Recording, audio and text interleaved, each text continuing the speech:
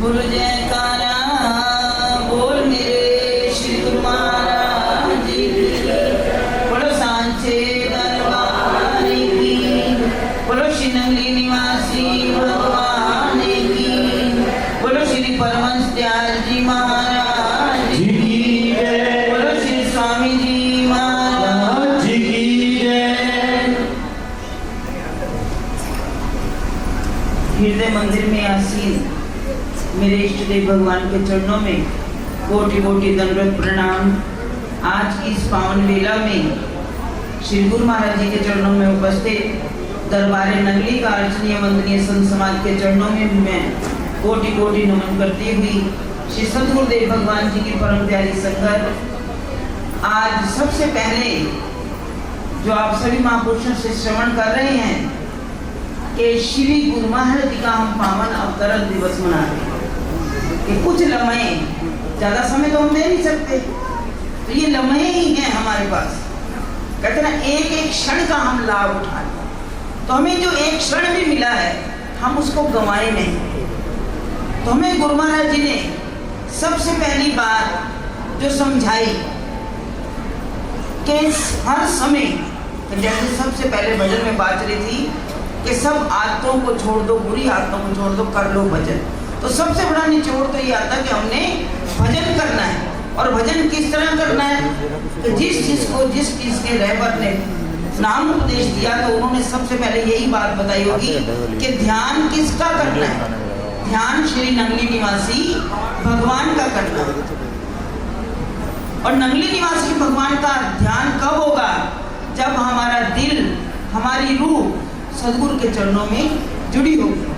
तो ये जो भजन बोले जाते हैं ये अपनी रूह को गुरु महाराज जी के चरणों में जोड़ने के लिए गाए जाते हैं। और उसके बाद जो सत्संग की बात है वो सीधी आपके दिलों में प्रवेश कर जाती है। तो मैं तो अपने आप को धन्य समझती हूँ। कभी 4-5 दिन पहले की बात है कि हम 25 जनवरी से गुरु महाराज जी का 26 जनवरी को अवतरण दिवस था। और उससे पहले जैसा संतों ने कहा कि 1 महीना पहले ही सभी आश्रमों में कहीं पहले मनाया जाता है तो कहीं बाद में, क्योंकि समय बहुत कम होता है और लोग कहीं पहले शुरू कर देते हैं और कहीं बाद में उत्सव को मनाते हैं। कहते पूरा ही वर्ष गुरु महाराज जी का अवतरण दिवस ही मनाया जाता है। तो ये हम जगह जगह मनाते हैं। और अगर हम हर वक्त वो आनंद उत्सव अपने हृदय में मनाएं तो वो कैसे होगा? सिमरन के द्वारा। तो सिमरन करना हमारे लिए बहुत जरूरी है। तो मैं भाग्यशाली होने की बात क्या कह रही थी कि हमारे गुरुदेव भगवान श्री सार प्रभु ने श्री गुरु महाराज जी के पावन जीवन चरित्र में पूरा नक्शा श्री गुरु महाराज जी के जैसे जैसे सत्संग होते थे, जैसे जैसे संगतें जुड़ती थी, जैसे जैसे प्रवचन होते थे, संतों को तो केवल श्री गुरु महाराज जी खड़ा कर देते थे कि कोई चौपाई बोलो, कोई प्रसंग शुरू कर दो। और उसके बाद श्री गुरु महाराज जी का सत्संग शुरू होता तो वो उसकी व्याख्या कई कई दिन लग जाते थे, कई कई सिटिंगें लग जाती थी, श्री गुरु महाराज जी करते थे। तो हमने जीवन चरित्र के अंदर पढ़ा किस किस स्थान पर कहाँ कहाँ गुरु महाराज जी के आश्रम बने, कहाँ कहाँ उनके स्थान बने, कहाँ कहाँ सत्संग हुए।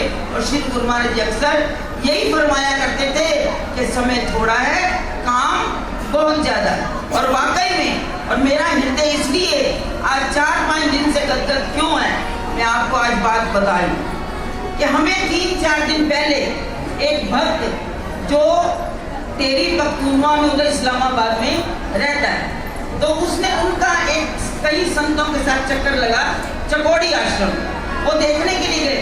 कहते आज भी वो आश्रम उसी तरह ही है, आज भी वो आश्रम उसी तरह है। और आज हमें उन्होंने उसके दर्शन हमें वीडियो में लाइव दिखाए। वो दर्शन करने गए और हमें उन्होंने दिखाया श्री गुरु महाराज वो लाइव दर्शन श्री गुरु महाराज जी के कमरे के।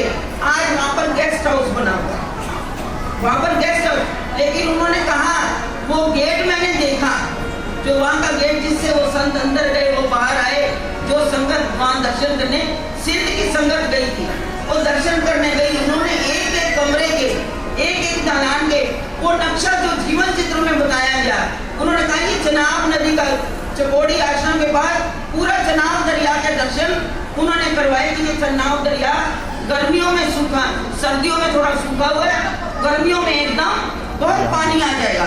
वहाँ के लोग उनसे वो प्रश्न करते गए, ये कौन सी जगह है, सामने कौन सा गांव है, इधर कौन सी जगह है, वो बताते गए कि सामने भुट्टो गांव है। तो हमें याद आया पिपल भुट्टा जगह का नाम जीवन चित्र में लिखा हुआ है।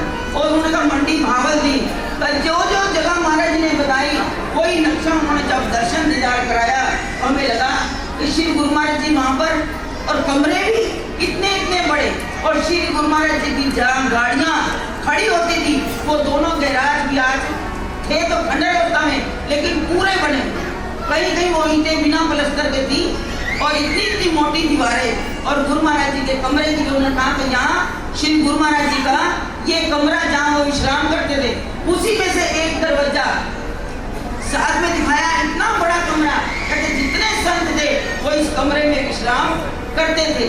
और उसके साथ उनका ये सामने श्री गुरु महाराज जी का सहन है, क्योंकि उनकी बोली वही थी वो अपनी भाषा में कि गुरु महाराज जी का इधर मेड़ा था, सहन था, और इस दरवाजे से सामने खेत खलिहान थे। उन्होंने पूरा हमें वो दर्शन कराया, हमें लगा कि हम भी चकोड़ी में ही घूम रहे उस वक्त। और आज 5 दिन भगवान की, और आज हमें ऐसा ही लगता है कि गुरु महाराज ने 4 दिन के बाद वो अंदर पच नहीं रही थी बात। उन्होंने कहा कि किसी को भी जाहिर मत करना, लेकिन वो हृदय में समा नहीं रहा कि जिस चकोड़ी के दर्शन जहाँ हमारे हृदय सम्राट ने अनेकों लीलाएं की, अनेकों लोगों को वो दुनिया के कल्याण के लिए वो प्रवचन सुनाए, आज हमें उस जगह का जहाँ उनके चरण लगे, उस धरती का वो मार्बल का एक एक पत्थर उन्होंने दिखाया कि आज वो वैसा ही है, उस पत्थर में कोई बदलाव नहीं आया। दिल करता था झट जाके उसको छू ले, चूम ले, लेकिन एक दीवार, पर्दे की दीवार जो मोबाइल लाइट के द्वारा हमें वो दिखाई दे रहा था, लेकिन हृदय में अभी भी प्रसन्नता वो जा नहीं रही। लगता कि आंखें बंद करके वो दर्शन दीदार करते रहे। आप सबको भी हम कहते हैं कि आप भी वो दर्शन करो, कभी हमें वो वक्त मिलेगा तो हम सबको पर्दे पर वो दर्शन करवाएंगे।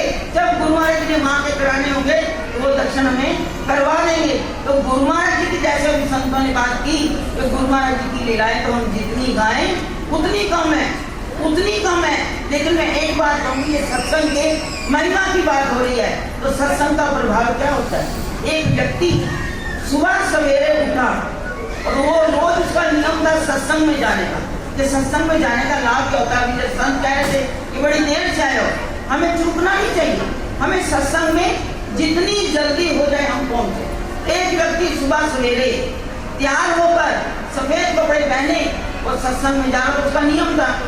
जब वो जा रहा था तो रास्ते में उसको एक जगह बड़ी जोर से ठोकर लगी, ठोकर लगी, वो गिरा, उसके कपड़े कीचड़ से थोड़े सन गए, चोट लगी तो थोड़ा खून भी बहने लगा।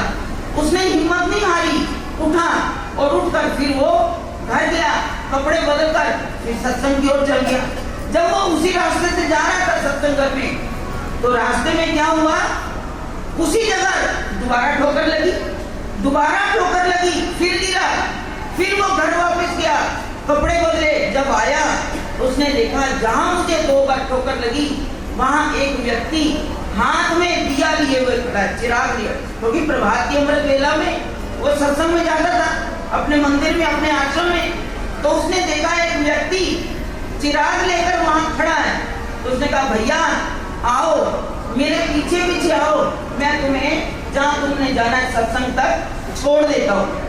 जब वो उसको वहां गया छोड़ने तो सत्संग के द्वार के बाहर वो खड़ा हो गया और उस व्यक्ति को कहता है अब जाओ।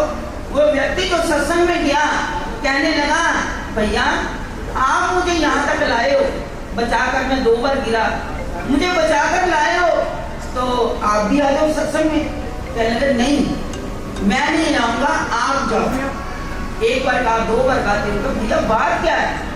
अब वो कौन, इतने सत्संग के नजदीक एक दम वो व्यक्ति बोला, क्योंकि वो संतों के, वो भक्तों के किसी रूप में खड़ा था दिया लेकर। एक तो कहने का भैया मैं सच बताऊं तो मैं काल हूँ, काल। मैंने ही पहली बार तुम्हें ठोकर मारी, मैंने ही दूसरी बार तुम्हें ठोकर मारी। जब तुम्हें पहली बार ठोकर लगी तुम फिर उसी तरह हिम्मत से उठे और सत्संग जाने के लिए दोबारा नहाकर तैयार होकर फिर आगे वापस के सत्संग में जरूर आना है।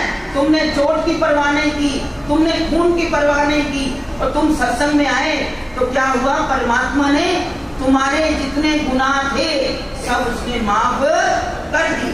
बोलो जयकारा और दूसरी बार जब तुम्हें चोट लगी, तुम गिरे, मैंने ही गिराया, तुम गिरे, लेकिन तुम दोबारा हिम्मत नहीं आ रही, फिर उसी तरह तैयार होकर आ गए, तो तुम्हारे उस वक्त क्या हुआ? परमात्मा ने कहा इसके जितने मोहल्ले के लोग हैं, रिश्तेदार हैं, उन सबके भी गुनाह माफ, सबके गुनाह माफ कर दिए। उसने कहा अगर तीसरी बार इसके पूरे कुनबे के ही, पूरे शहरों के शहर के ही ये तो गुनाह माफ करवा देगा, हम किसको सजा देंगे? तो इसलिए मैं चिराग लेकर आ जाए तेरी सेवा में कि तुझे मैं सत्संग तक पहुंचाई। तो इसलिए सत्संग में जाना बहुत जरूरी है। वक्त आप देख रहे हो संसार में क्या चल रहा है, बताने की जरूरत नहीं है। हम अपने समय को संभाल लें। ये तो थोड़ा सा समय, पता नहीं कितना समय गुरु महाराज जी ने दिया, तो ये मानवता हमें मिला है। ये जो संत आयोजन करते हैं, ये आयोजनों से हमें वक्त मिलता है कि गुरु महाराज जी की लीलाएं सुने, गुरु महाराज जी के संतों के सत्संग सुने और अपने जीवन को सुधार लें। जो महापुरुषों का बुरी आदतों को सुधारो, हिम्मत ना हारो। हम कहते हैं हमारे घर में रिश्तेदार 4 आ गए, सत्संग छोड़ दिया, कहीं कोई दुख जरा सा लग गया, बुखार आ गया, सत्संग छोड़ दिया। नहीं, आज के बाद प्रण कर लो कि सत्संग नहीं छोड़ेंगे। दुनिया को, बेशक दुनिया के काम नहीं जाना हो जरूरी, वो छोड़ दो। सत्संग में जाने का कितना लाभ होता है। तो समय शायद मेरा ज्यादा हो गया, तो इसलिए मैं अपनी वाणी को यही विराम दूंगी और इसी के साथ सभी संतों को, सभी संगत को श्री गुरु महाराज जी के पावन अवतरण दिवस की लाख लाख बधाई देती हूँ। अगर कोई शब्द ऐसा कह रही हूँ तो मैं उसके लिए माफी चाहूंगी। तो आप भी तैयार